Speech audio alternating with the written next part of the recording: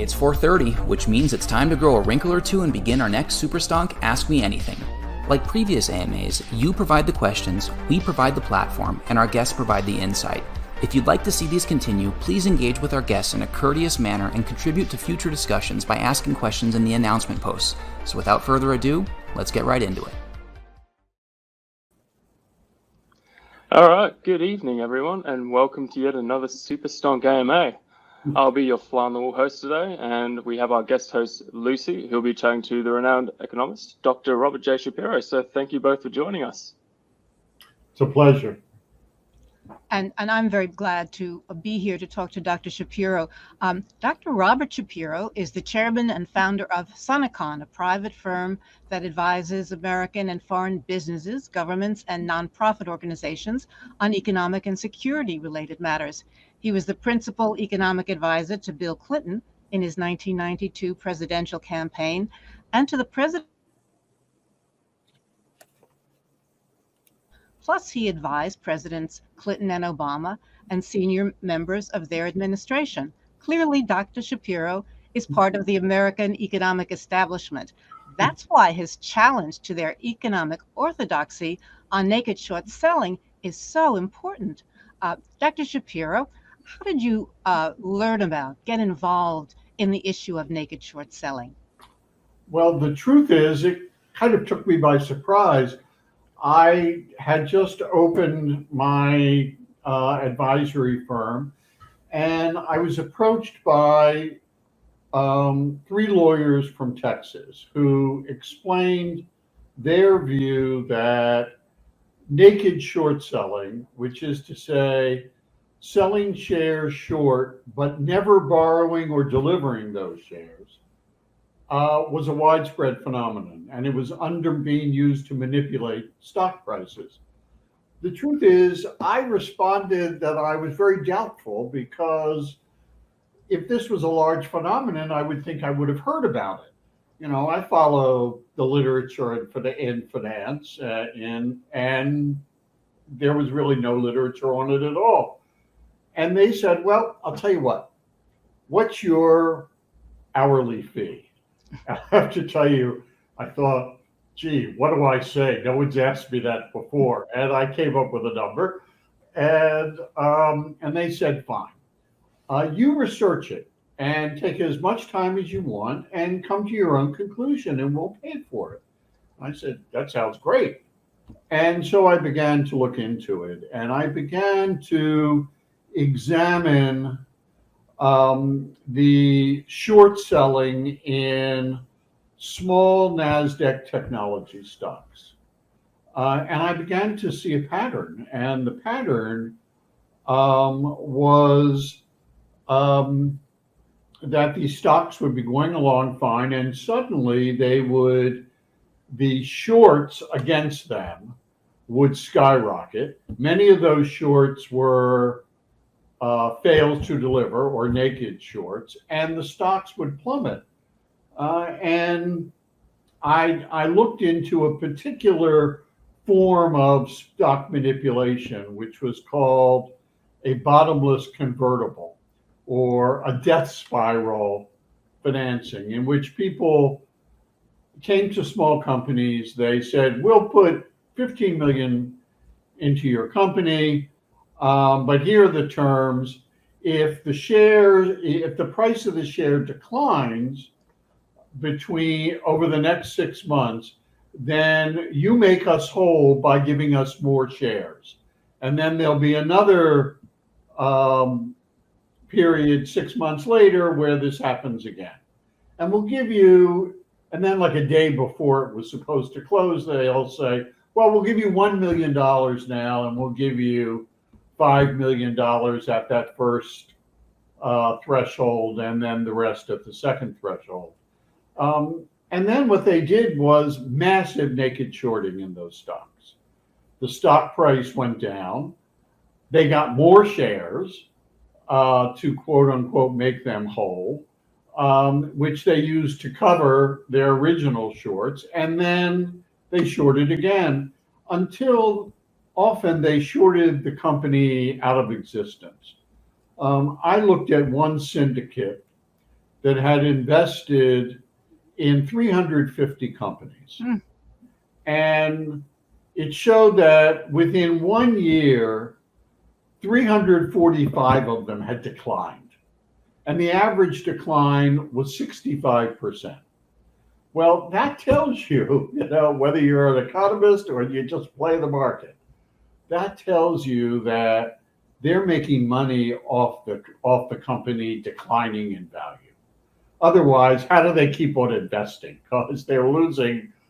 If it were on the up and up, they'd be losing all their money. And so I became persuaded that, in fact, this was a serious phenomenon.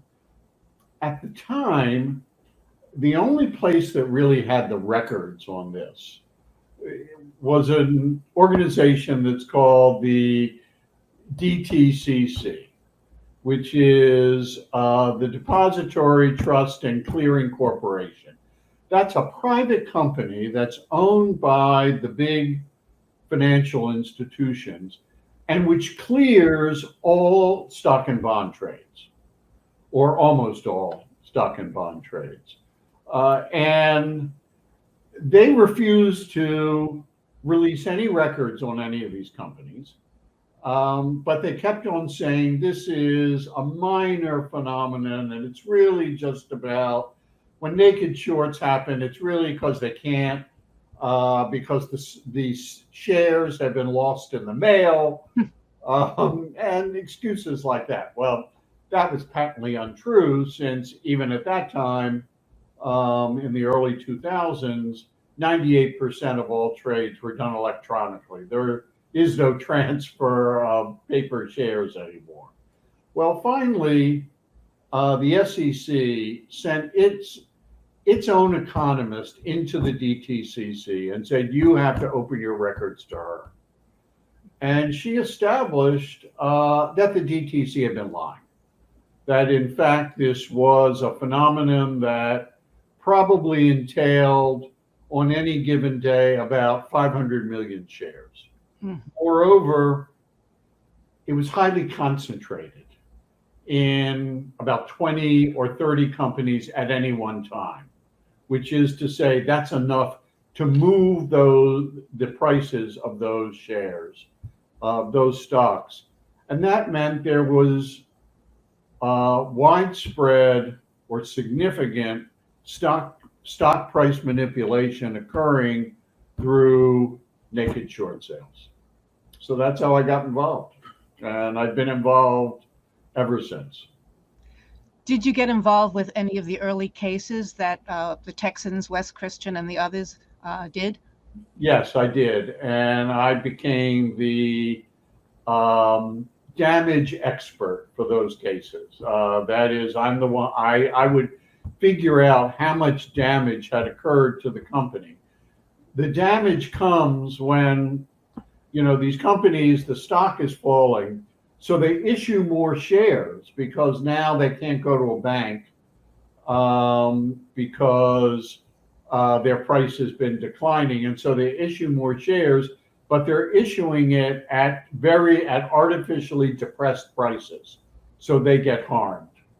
The law says that the damages have to come from selling shares. And so the damage to the company can only come legally when they issue new shares. And so I would figure out how much of the decline in the share price could be directly attributed to the defendant's naked short sales. And it's actually a pretty complex issue because the naked short sales they appear to the market just like regular short sales. And so if an investor sees a big uptick in short sales against a company, that's a signal to sell your shares or to short yourself. It injects information into the market that people interpret as saying, wow, somebody knows something about this company and they're so there's large scale short selling of this company. And the reason that signal is so powerful is that if it were a legitimate short sale in a company that had a lot of shorts out against it, in order to borrow the shares to sell short, a legitimate short seller would have to pay a big premium to locate and borrow those shares because they're in short supply because there are already so many shorts out against it. And so the market says, wow, this, it's called the negative rebate. In order to short, somebody is paying 25% of the value of the shares they're borrowing in order to borrow those shares. If I've got shares in that company, I got to dump them. And I'm not going to buy any shares in that company. So the impact on the share price is not only the direct impact of all these shorts, which is to say a big increase in the supply of shares being offered to sell, and supply and demand says that means the price goes down. But there's that direct effect, and there's the indirect effect of the signal it sends to the markets. And that's another form of stock manipulation, which is injecting false information into the market. The naked short sellers are criminals. Getting back, because you raised the question of the stock loans, in the years to come, you would lock horns with the SEC. And one of your earliest attempts was to get the SEC to act on the stock loan issue. Tell us about that and how stock loans play a role in naked short selling. Well, it's really fascinating because, I published some analyses of what was happening in short sales. And after the SEC issued the report from the economist who'd gone into the DTCC, they said, well, we need to we need to look again at the regulation of short sales. And the regulations hadn't changed since the mid-30s when the regulations were created. And so they called me in and said, what do you think? What does your evidence show? Give us some advice. I said, you have to discipline these naked short sellers by creating a system in which they bear an economic cost if they do this. And they take a real risk of losing a lot of money.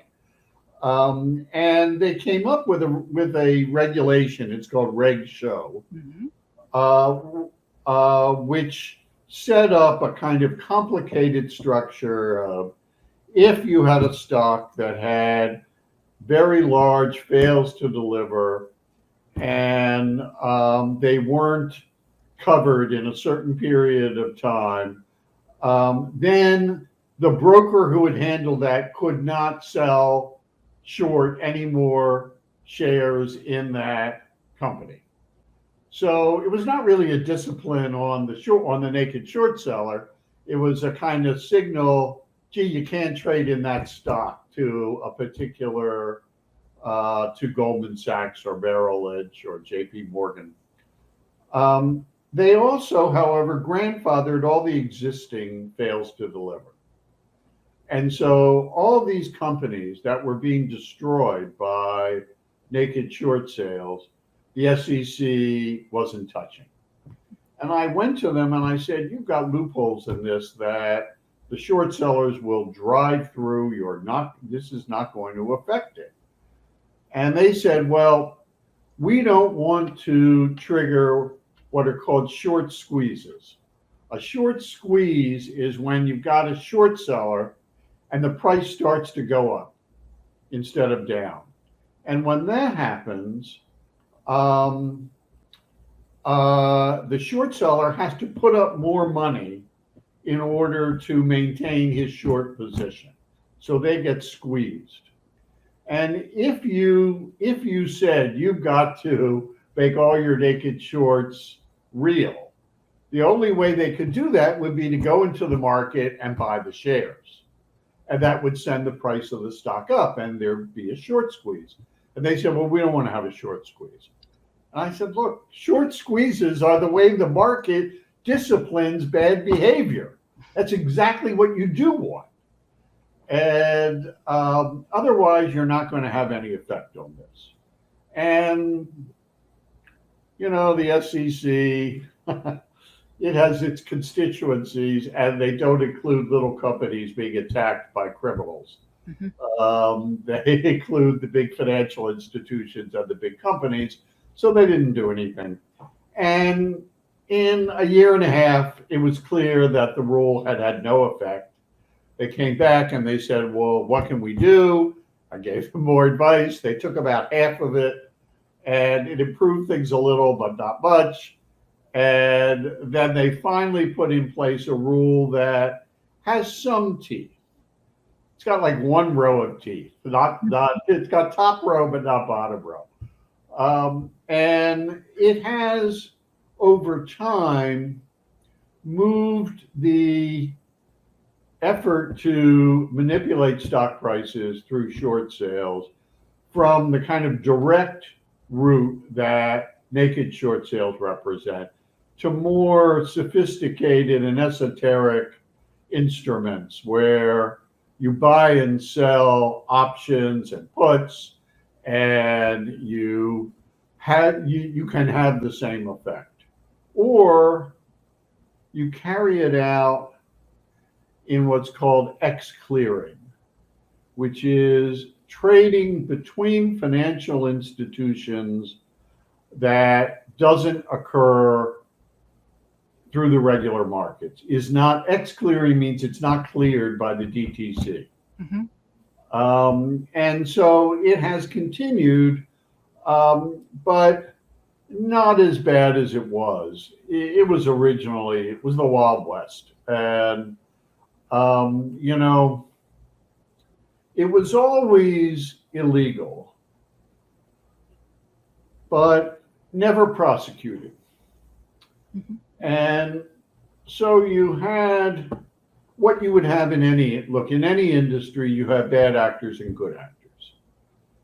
You have people who obey the regulations and laws and people who don't. You know, we saw that, for example, in health and safety regulation at the beginning of the pandemic, and how certain pork and chicken producers didn't follow the regulations, and others. Let me ask you about one of your next confrontations or meetings with the SEC. An interesting story. It was a year after the 2008 financial crisis. You went to see SEC Chair Mary Shapiro and talked about naked short selling and its role in the financial crisis. What did you tell her? Well, I had looked at the data around the financial crisis, and what you saw was that in the 2 weeks leading up to the total collapse, which was the collapse of Lehman Brothers in early September, the shorts against the major financial institutions increased fourfold, and the naked shorts against those institutions increased 50-fold. Half of all the shorts against the financial institutions were naked shorts. And what I said to Mary Shapiro was, look, these data, Lehman Brothers, Merrill Lynch, they were going to go down because the companies were bankrupt. But the naked shorts, this massive piling on of naked shorts, brought those companies down within a very short period of time. And the impact of the collapse of companies like that, if it happens suddenly, is very great to the markets, because the markets don't understand it and they kind of freeze up and they say, what's happening? We don't know where everybody else is. Had there not been any naked shorts, they might have been able to handle those bankruptcies much as they did the GM bankruptcy and the Chrysler bankruptcy, which was in a very orderly manner. What they could have done was go into all the financial institutions and say, okay, we're examining your books, and then publicly say, okay, these are the companies that really are no longer sound, and these companies are sound. And for the unsound ones, we are taking over a bankruptcy process. If you had done that, the Great Recession would have been a normal recession. We would not have had this terrible financial crisis. Now, that wasn't the only factor, but that was certainly an important factor. So I said that to Mary. She said, you're right. We have a hearing next week. I want you to come and make that case. And I said, certainly. So the hearing day comes, and there a crew of five economists are there. 4 of them are saying, and the issue was the what could have been done about the financial crisis. And the other 4 were kind of traditional neoclassical economists, and they said, the markets are never wrong. This is, there's nothing you could have done. This was built-in distortions in the market, and you needed to let it play out. And I said, well, this was not a natural market phenomenon. The fact is there was irresponsible behavior in the derivatives market, those mortgage-backed securities, and which were whose ratings were corrupt. They were rated as AAA when they were all junk. Moreover,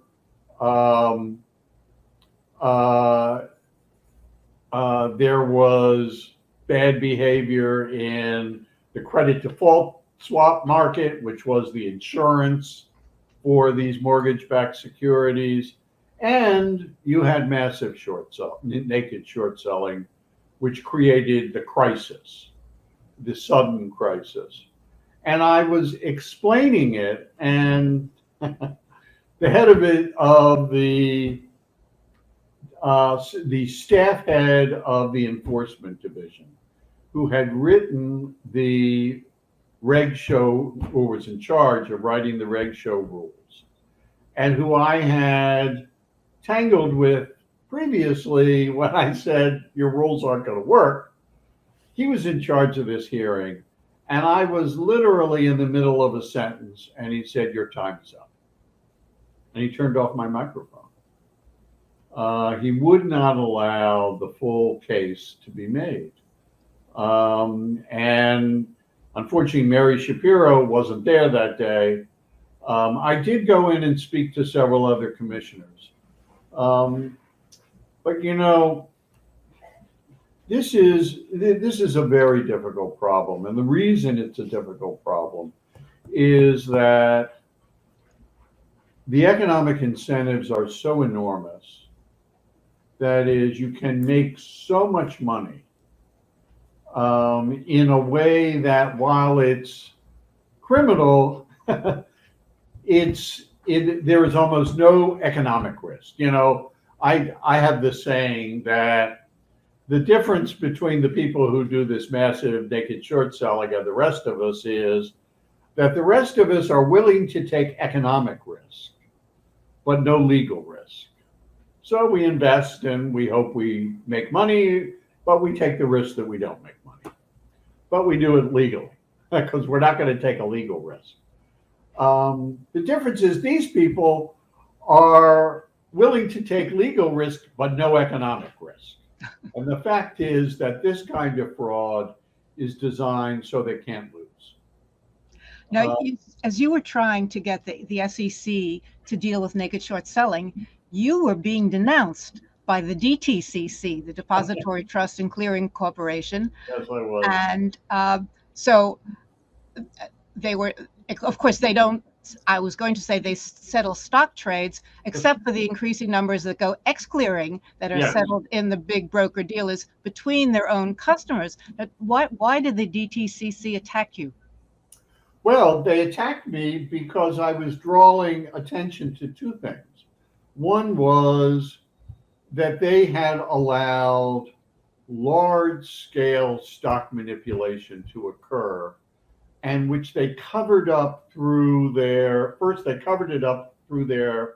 procedure, which is if there is a naked short sale, what the DTC does is it goes into the reservoir of all the shares in that company, which it's holding, and it covers it and says to the naked short seller, well, you owe us this, you owe us the shares, but it doesn't make any effort to collect them. Now, why? Because the second biggest source of revenue on Wall Street is lending shares. The fees that Goldman Sachs and JP Morgan and Bankers Trust, that they all get from lending shares, and the only use for lending shares is short sales. When they carry out a naked short sale, sometimes they don't tell the short seller that they never covered. So they get the fees. They don't have to pay the additional costs. It's an enormous moneymaker. And if they're doing naked short selling for their own accounts, which they were doing, some of them, then they also get the enormous profit. And so, we're talking about billions of dollars here for these companies. And that's a very large incentive. Mm-hmm. Let me say there were a couple of them which were regular bad actors, and others who were not. So there is some of the great names in American finance are pretty close to being criminal organizations, and some are not. You have said that the people in the SEC, is with Wall Street. Yes. So, and the DTC, of course, is owned by Wall Street. It's owned by the big broker dealers. So can you talk a little bit more about that? I mean, this seems to be taking regulatory capture to great extremes. It does. And one of the ways is that the SEC, part of it is, SEC staff, there is a regular revolving door between being on the SEC staff and then going to work for a big either secure Wall Street law firm or a big Wall Street financial institution. That's not limited to the SEC. That's now true of White House staff and senior congressional staff often. Not always. Again, there are some people who are in it just for the money and other people who are in it for public service. And so, that's an incentive to please your prospective employer who's going to pay you $1 billion or $5 million as opposed to, the $200,000 you're earning from the government. Now let's talk about GameStop and how the market manipulation, including naked short selling, played a role in the share spikes and drops, and the role of the hedge funds. You wrote about this in detail in the Washington Monthly in February. Yes. Well, it was a very, as soon as this broke, and, the common line was, It's these small investors, on Robinhood and organizing on Reddit who are driving up the price of this company. Well, I looked at the stock price, and the stock prices, had gone from 15 or 20 to 400, and then they would fall to 200, and then they go back to 350. And I asked myself, okay, when the stock is at those kinds of prices, who can afford to buy and sell large blocks of these shares? Because, they were hundreds of millions of shares were being traded every day. Well, the small investors on Robinhood don't have the billions of dollars that involves. The only people who have that are institutions. There are lots of institutions, but most institutions have fiduciary responsibilities.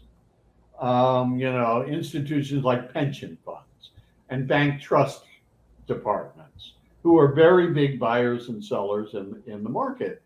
They comprise more than half of all trading in the market.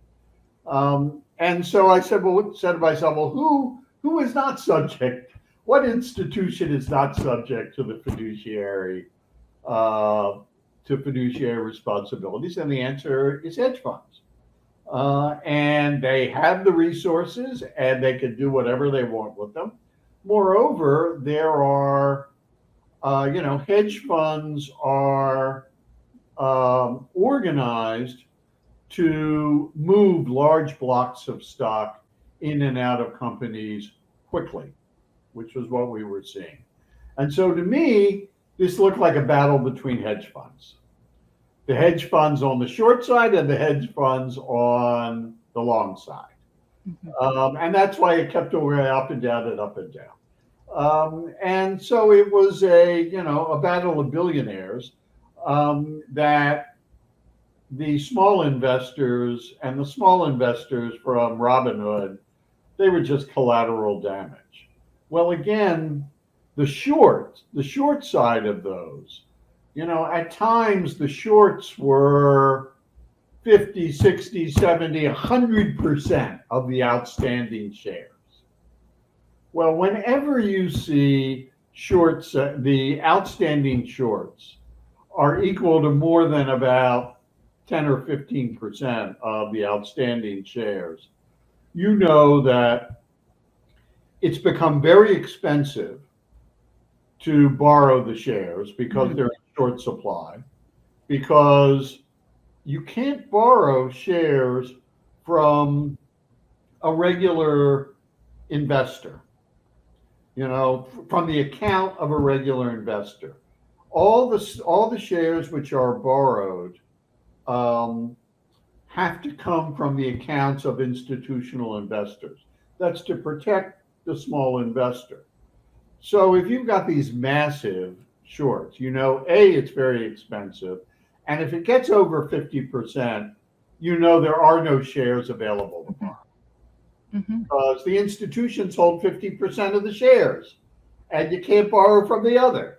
So, this is arithmetic. It's not complex math. So we knew there was massive naked shorting. That was again manipulating the price of that stock. Where are the numbers that anybody could see? The numbers that are public that will back up what you're saying. Well, the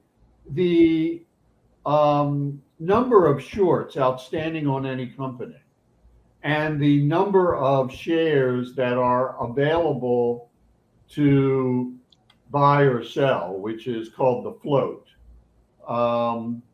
It's usually less than the total outstanding shares because founders and so on hold shares that can't be traded normally. So they're in the outstanding shares, but not in the float. And companies always keep a certain percentage of their shares not in the market. So if for some reason they they want to expand the number of shares that can pull those shares and trade them. All that is available at Yahoo Finance for anybody to see, for any company. The data on the holdings of institutions versus non-institutions,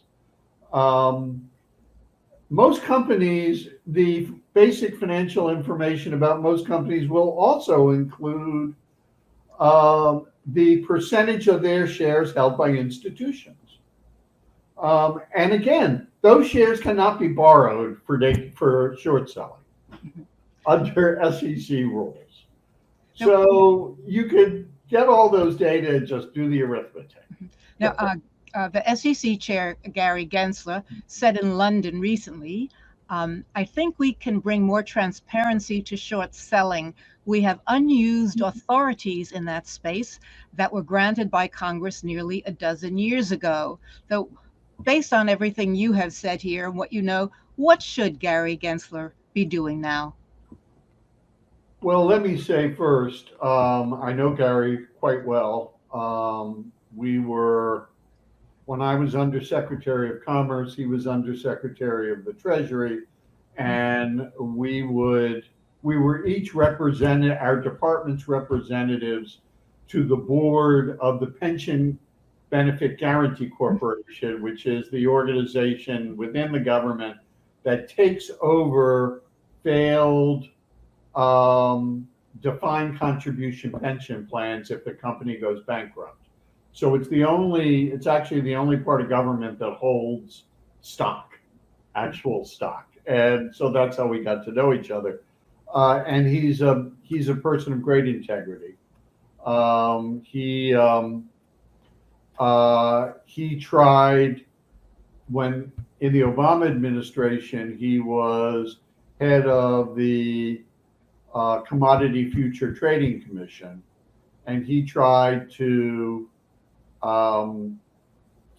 tighten the rules on derivatives, these derivatives like credit default swaps that can be used to manipulate markets, or to get windfall profits for financial institutions, or windfall losses, which was what happened in the financial crisis. And he got a little of it, but not most of it. This is someone, I think, who really is committed to protecting investors, regular investors.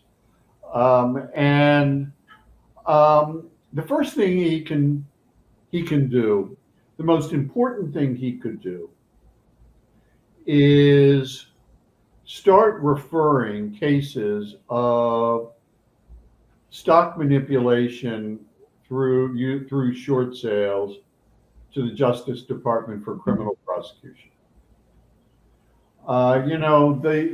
The fines are a mosquito bite. When J.P. Morgan Chase was found to have fraudulently assured its clients that some block of mortgage-backed securities was sound when they knew it wasn't. This is the biggest financial institution in America, and this was the worst financial crisis in 80 years. The fine was equal to, I think, 7% of 1 quarter's earnings, right? And that was for a terrible thing, but no criminal prosecution. People who think these institutions believe that they can get away with anything because they have gotten away with anything. Mm-hmm.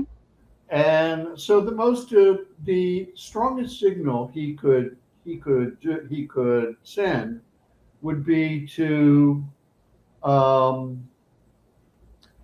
urge the indictment of senior executives of companies that have been found to do this on a regular or repeated basis. Mm-hmm.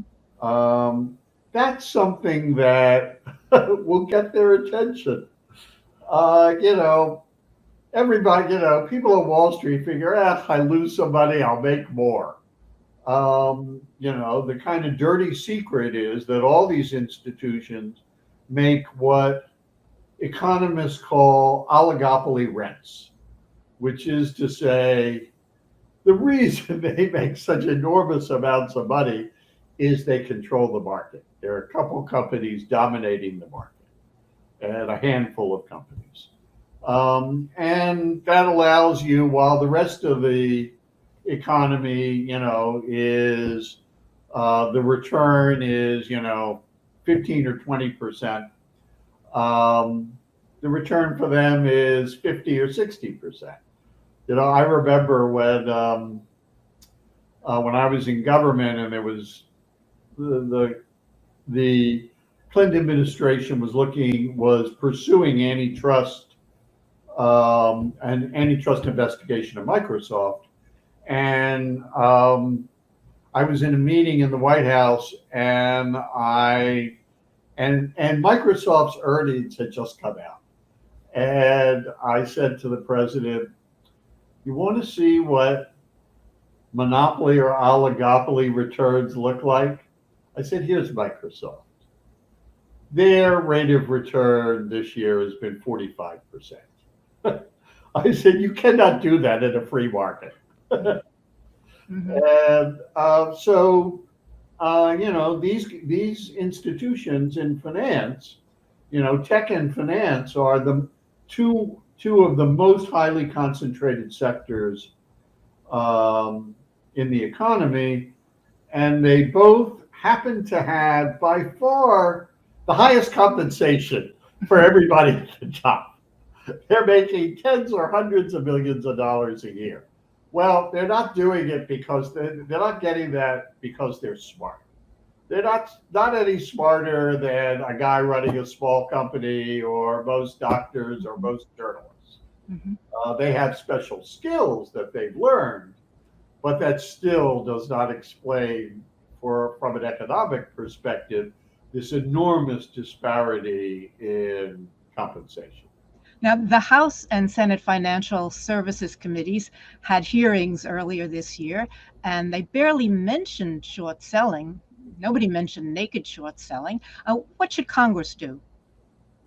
I think that, well, look, Congress, in its defense, the oversight function of Congress right now is there's not much bandwidth left, right? We've got not only all of the terrible acts and crimes of the previous administration, we also have all these issues around the handling of the pandemic, the handling of all the money that's been spent to address the pandemic. So the oversight plate is pretty full right now. At the same time, I think what Congress should do, if I were advising them on this, I would say direct the SEC to investigate these particular questions, and you could also set up a commission to look into the impact of domination in the financial system and the impact of criminal acts by those actors, and set up a commission of, a blue ribbon commission, establish the basic facts. That's what they can do. Now, we have some questions from people who are members, and they would want to put them to you. And Sure. one of them says, and you raised one of these questions before, He said, ask him about more about his knowledge of shares failing in ex-clearing. I pointed out that Mhm. about 40% of GameStop trading happens in dark pools. Right. OTC, non-exchange trading for GME, GameStop, has exploded since January. Yes. And is X clearing a way to let trades fail outside the DTCC and official SEC failure to deliver statistics? What happens with X clearing fails? And how can we put pressure on regulators to make Reg Show apply to all trades, including X clearing, and establish fairer, more transparent markets? Well, X clearing, these dark pools, what it really is its origin was, um, you would have an institution that wanted to sell a really big block of shares in a company, but they couldn't do it if they did it in the normal process. Dumping that many shares in the market would depress the price, and you could cause a spiral down in the stock for a while. It would recover once that was over, but mainly the people selling the shares would have to sell them for a falling price. And so this arrangement, so what they allowed was, if one institution can cut a deal with another institution and say, all right, I want to sell 500,000 shares of this stock, and it's right now trading at 40. I'll sell it to you at 38. And we will do this as a private transaction. And 38 is a bargain for the buyer, and it's a good deal for the seller, because if he tried to sell that many shares on the open market, the price would probably, could fall to 35 or 34. So they said, well, okay, that's reasonable, because it maintains the stability of markets, which is, the golden rule for the SEC. Maintain stable markets. That's why they didn't like the short squeezes. It was used not very often, because how often are these big block trades occurring? But once they began finally cracking down on making it much harder to get away with large-scale naked short selling, which took them about a decade from the time they began the process. Naked short sellers looked for other ways to carry it out, and so there is now a lot of short selling which is not covered in the X clearing market, and the fact is, it does have impact on the stock price in the regular market. And what can we do? It seems to me that you could have a way to trade very large blocks of shares without dumping them into the market, but in a wholly transparent way, in which there would still be cleared. It would just be cleared in kind of a different section of the SEC, of the DTC. But now the rules say that fails occur in trades that are settled by clearinghouses, by recognized clearinghouses, meaning if they're done through dark pools, they're not even under the rules of the SEC. No, they're not. Shouldn't they begin by changing that any trade that fails is a fail? and Yes. it has to come under the same rules. That they gave them an escape route. Absolutely. Absolutely. Seems I mean, it's not that they're not under the rules. It's that the SEC says, okay, you're under our rule, but you don't have to follow this rule if it's done Well, excellently. yes, that's the point. You don't have to And, follow. so absolutely, a fail is a fail. And again, we're not talking about an occasional, fail of 100 or 500 shares. We're talking about fails of millions and tens of millions of shares that are sustained for days, weeks, months. Well, it would appear that a lot of these fails went through dark pools. The GameStop fails, a lot of them must have gone through dark pools, because the statistics that have been put up show that a large proportion of the trades went through dark pools. There were so many fails. You put them together, and it seems to me, shouldn't that have been looked at by the SEC? Yes, of course it should. And again, the most powerful thing they can do is establish it and then refer it for criminal prosecution. There was a question about that, which you have already answered. What should be done? The fines are so minuscule. Now, what would it take? What kind of systemic change is necessary to prevent the rampant abuse of the system beyond what you have already suggested? Well,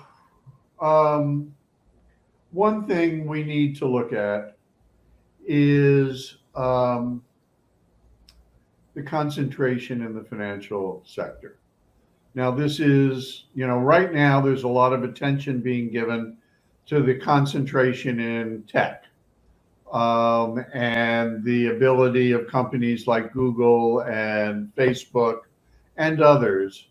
They're the kind of best known, but, companies like Oracle, there are a lot of companies that dominate a piece of the market enough to manipulate it. I suspect I suspect this is also the case with parts of Amazon. It's certainly the case with cloud computing. Well, it's also the case on Wall Street. And, we do have a new set of people at the top of antitrust, both in the Justice Department and at the Federal Trade Commission, who are very interested in reducing concentration, which is the first time we've seen that in decades, frankly. They are focused more on tech than on finance, but I think they need to look at finance as well. And, the question is not just, well, are they going to be broken up, or their ability to buy more companies limited? It's that they know that they're under scrutiny. They know that, these are government agencies that have the ability. The Justice Department can come in and look at anything they want in the midst of during an antitrust investigation.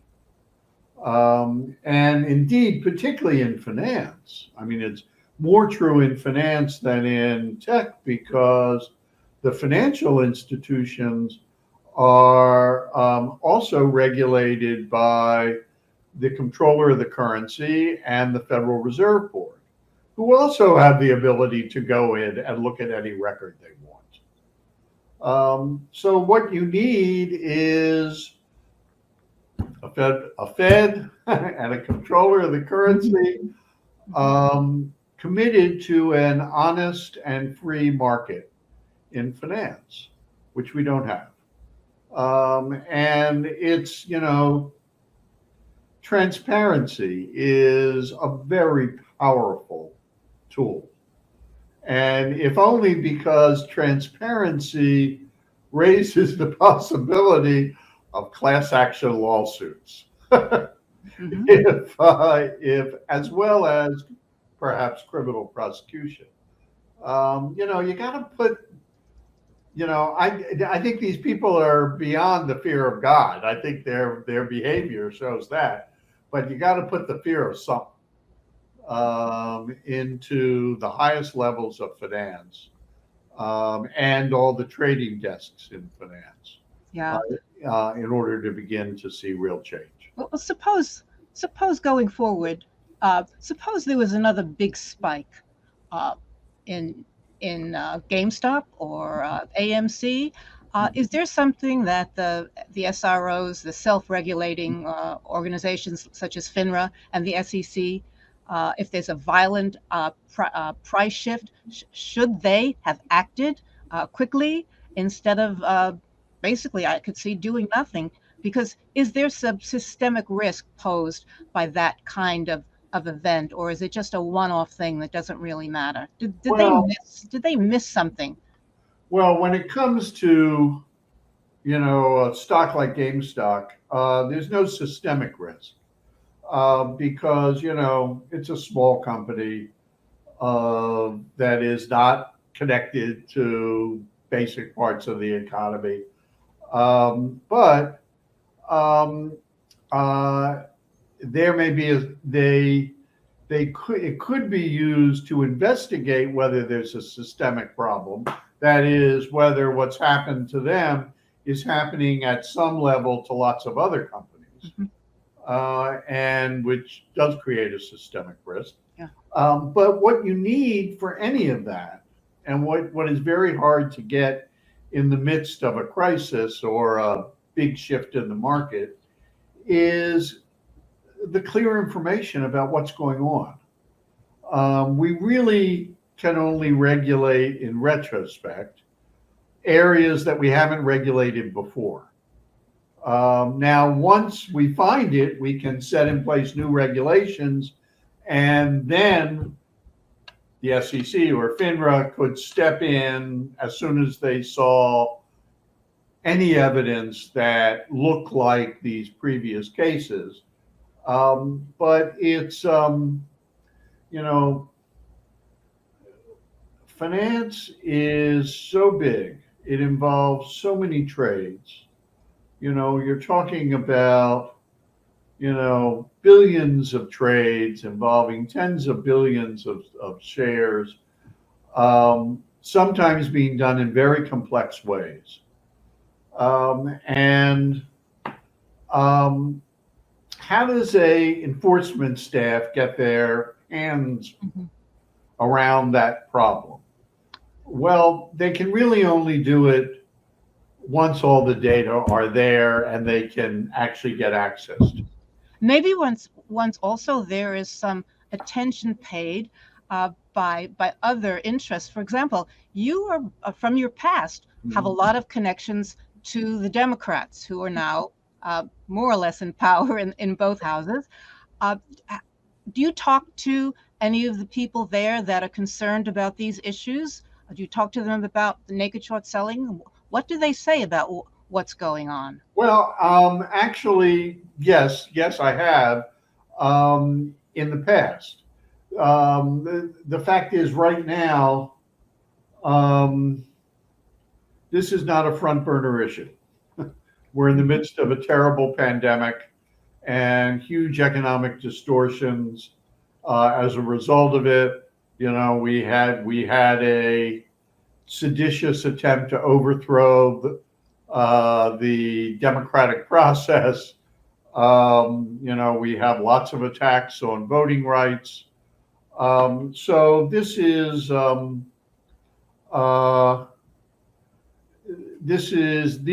issues are not at the top of most people's list of things to do. But there is interest, and that's why I say, one thing we could do is, the SEC, which has no role in any of these other issues can